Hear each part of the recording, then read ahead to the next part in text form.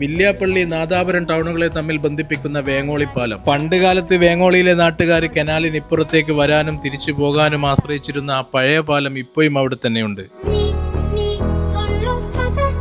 APJ Abdul കലാമിന്റെ സ്വപ്ന പദ്ധതിയായ speed boat സർവീസിനു വേണ്ടിയുള്ള മാഹി കനാലാണ് വേങ്ങോളി പാലത്തിനടിയിലൂടെ കണ്ണത്താ ദൂരത്തേക്ക് ഒഴുകിപ്പോകുന്നത്. വേങ്ങോളിയെ പറ്റി പറയുകയാണെങ്കിൽ എന്നെക്കാളും നല്ല അറിയുന്ന ഒരു വ്യക്തിയാണ് ഇവർ. പാലം പിന്നെ ഉണ്ടായതെന്ന് പറഞ്ഞാൽ പിന്നെ ഒരു തെങ്ങിന്റെ പാലാണ് ഉണ്ടായത്. തെങ്ങിന്റെ പാലം കഴിഞ്ഞ ഉടനെ തന്നെ ഏകനാരായട്ടൻ MLA ആയി. അയാളെ നേതൃത്വത്തിൽ ഇവിടെ ഒരു പാലം ഉണ്ടായി.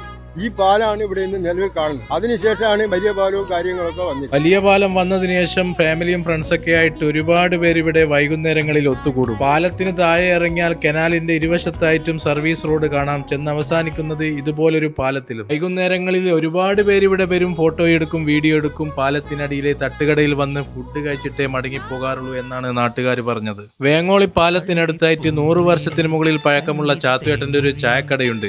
അവിടുത്തെ രാവിലത്തെ വിശേഷങ്ങളുമായിട്ട് അടുത്ത വീഡിയോയിൽ കാണാം.